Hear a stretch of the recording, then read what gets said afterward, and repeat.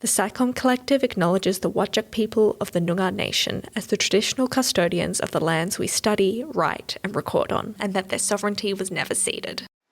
Hello and welcome to the SciComm Collective. Different useful knowledge in different areas. The joy is sharing it. Making science accessible. The ignored final step of the scientific method. Every different perspective. Science is culture. The SciComm Collective brings science and science communication to you. Hello and welcome to another episode of the SciComm Collective. This is Camila here, and today we have a very special guest, Sarah Brown. Hello, Sarah. How are you? Hello, I'm well, thank you, Camila. How are you? Oh, not too bad. I'm very happy to have a chat with you today. I know we're going to have a few things in common, so yeah, I'm very much looking forward to this chat.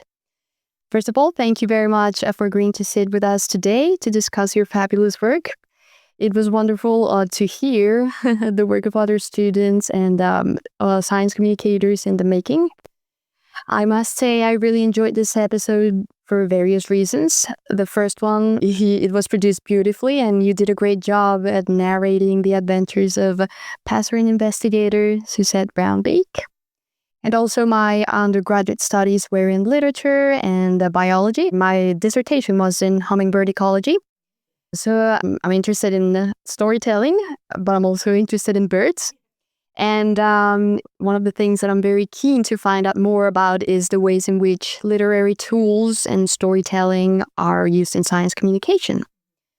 Now, before we go into further detail, could you tell us a little more about yourself? In my second year of a Bachelor of Biological Sciences, it's an extended major called Wildlife Conservation. Oh, cool. So it's a hybrid of zoology and conservation biology.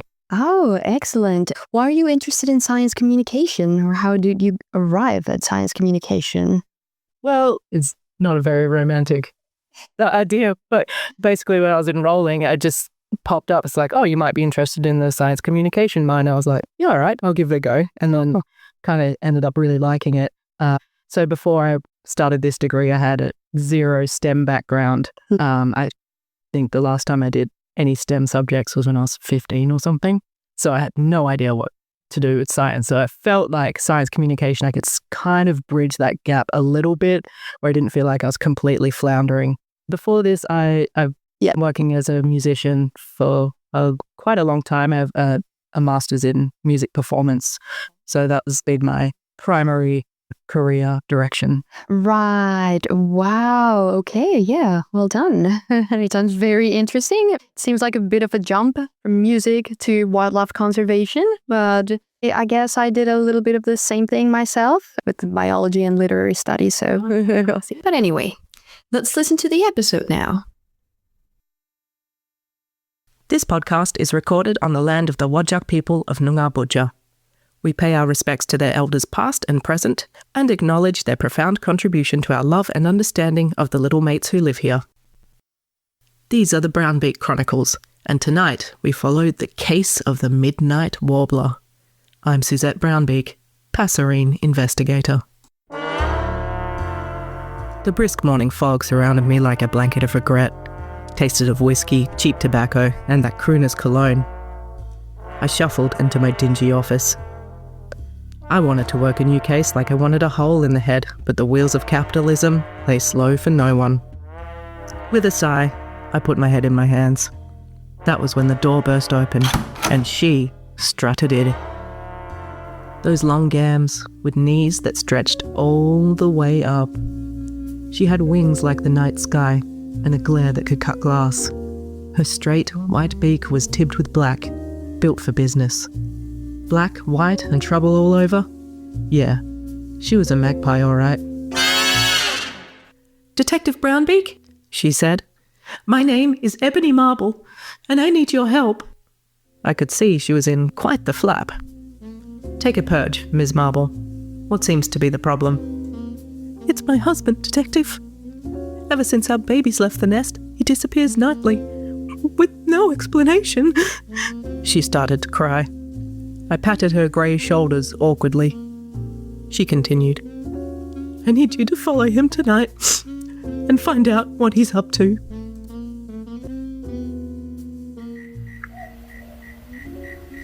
So here I am again, another lonely, late-night stakeout.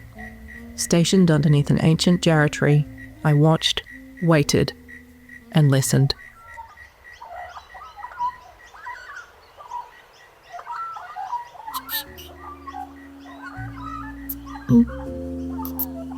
He's taken up sub-singing, Ms. Marble. Got himself a hobby now the kids have moved out. All night I was out there, just him, singing softly to himself at 2 kilohertz.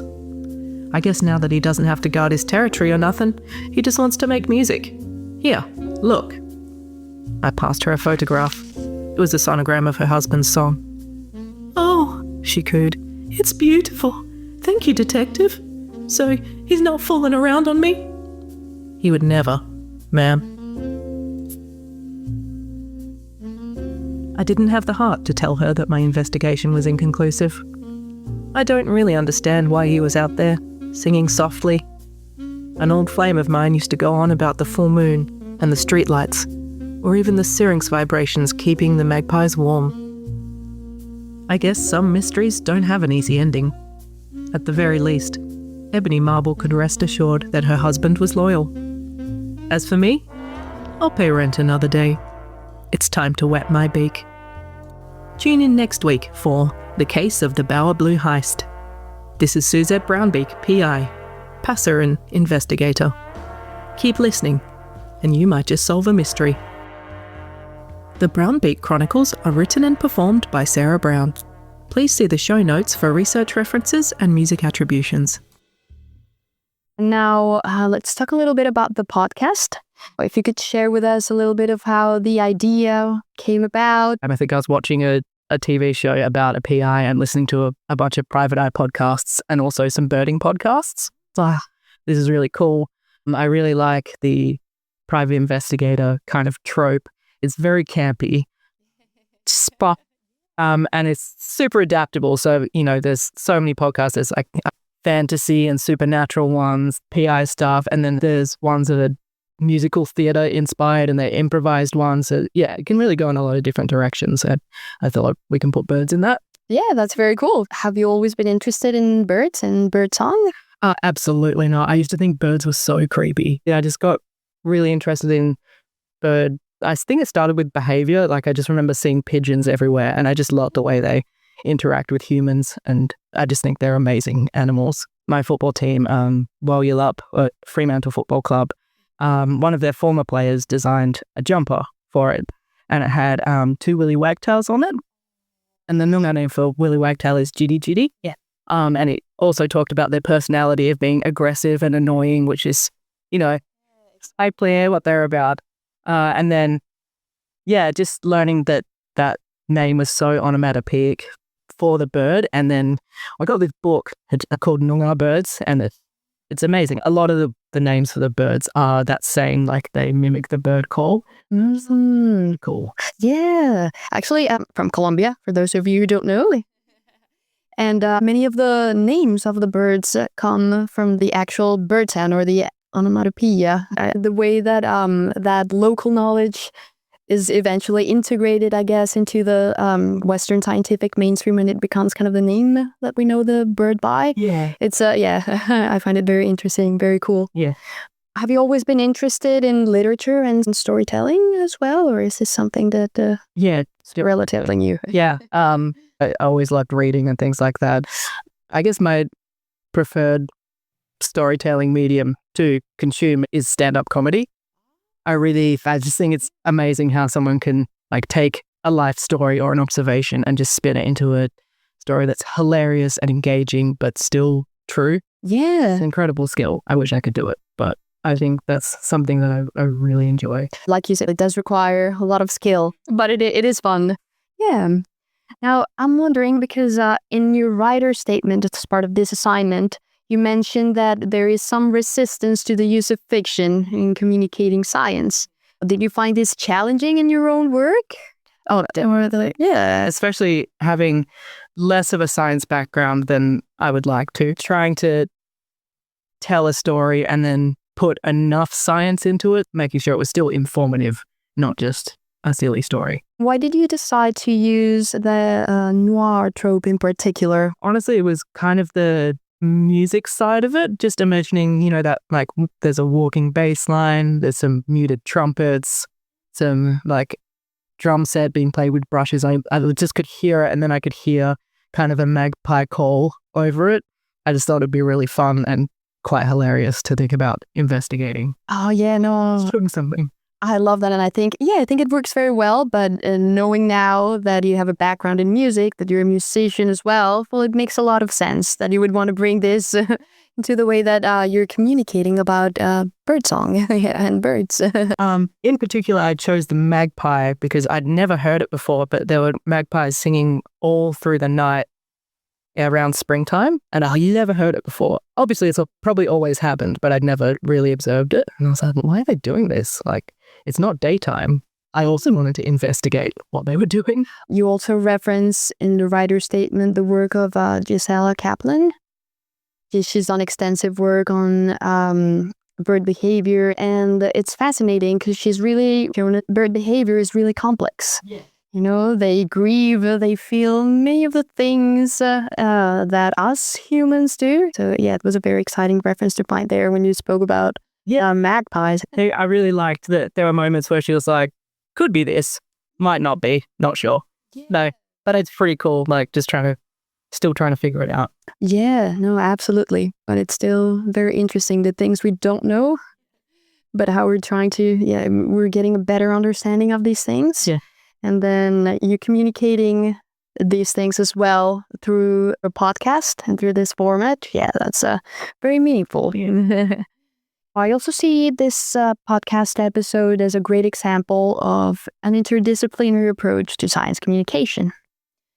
At the Psychom Collective, we see science communication as a social conversation around science as opposed to just one-way conversation, or as this faceless general public that needs all the facts. And this makes science communication inherently interdisciplinary. Inclusive science communication, which is the focus of the Psychom Collective as well, fosters epistemic inclusion, meaning it welcomes different knowledge, perspectives, and worldviews, which again, I think you managed to do in your podcast very well. What is your understanding of science communication, and did that inform your work at all? Not that I want to put you on the spot or anything. I'd say my understanding of science communication is still quite minimal. Okay. Yeah. Obviously, still wanting to learn more and everything, but being able to appeal to the right kind of people, I'd prefer taking it from the angle of entertaining and then inspiring people to want to learn more, if that makes sense. How does your interdisciplinary background seep into the way you communicate? So I guess the first thing I saw listening to one of Heather's first lectures was really seeing the parallels between my career as a musician. So most of my work is in Western art music. So that's orchestra, ballet, opera, music theatre. It's a tough sell. So for a long time, we've been having to adapt and pivot, market differently, do different things like live movie music stuff, the candlelit stuff, things like that. The music side of things, it's more ticket sales. It's, if we don't get enough people to the show, then we don't have a job anymore. And then with science, obviously we're not trying to sell any tickets, but we're still trying to communicate with people, change behavior, inspire people to think about things differently. So being able to pivot in that same way and adapt to what your audience needs, I find is a really important part that I can kind of draw on from what I've done before. Very well put. Thank you very much for that. And speaking of audiences and understanding audiences' needs and everything else that you were saying, who was the audience that you were thinking of for this podcast? It's a bit embarrassing, but kind of just aging millennials who are slowly getting into birding, which seems to be a lot of us. Oh, yes. So it's really funny. Yes.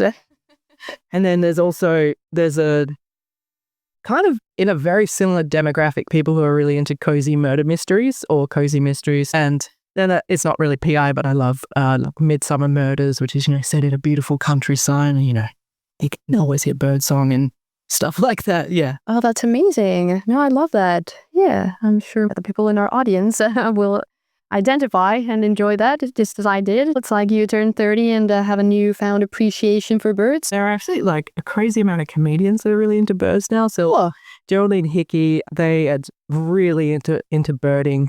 I think they've appeared on the Death by Birding podcast and stuff like that, and a huge advocate for pigeon welfare as well. So wow, very inspiring. Yeah. Yeah. Oh, that sounds very, very interesting. And other than music, have you dipped your toes into other forms of artistic expression that inform what you do? I do. I've recently started trying to learn how to draw birds. Yeah. I'm terrible at it, which I think is the reason I like it so much. Because the only way I can go is up. Yeah. Going from, a circle with some sticks to a beak as well. So I've been enjoying that. I wouldn't say it particularly weaves into science communication yet because it doesn't look enough like a bird. Oh, no, but I've seen your account and I've seen your drawings and photos and no. I give yourself some credit. You're doing great. Yes. Yeah. Yeah, it's fun to try and grow and learn, and I don't know, it's a good way to interact with audiences because they feel like they're growing and learning at the same time. Yeah. Exactly. And I guess what you're talking about here is engagement. This is a way to create some engagement as well with your audience. So that's very important as well because, in the spirit of moving away from that one-sided communication, engagement is a key. And that's a good segue into my next question. How are you hoping that your audiences our audiences of the podcast engage with your work once they listen to it? Well, I hope they would like to hear more episodes because I have a framework for a few more that I'd love to actually make. It'd be pretty fun. But I kind of hope that they feel just a bit warm and fuzzy afterwards and want to learn more about Magpie beyond, the few facts that are in the podcast. I would certainly love to see or listen to those episodes. So I guess maybe a potential collaboration in the future. Yeah, absolutely. More winter short episode or summer short episodes. Well, thank you very much for this, Sarah. Thanks for listening. Find us online at thepsychomcollective.com. That's com with 2 M's. Questions or comments about today's episode? Get in touch on Instagram at The Psychom Collective.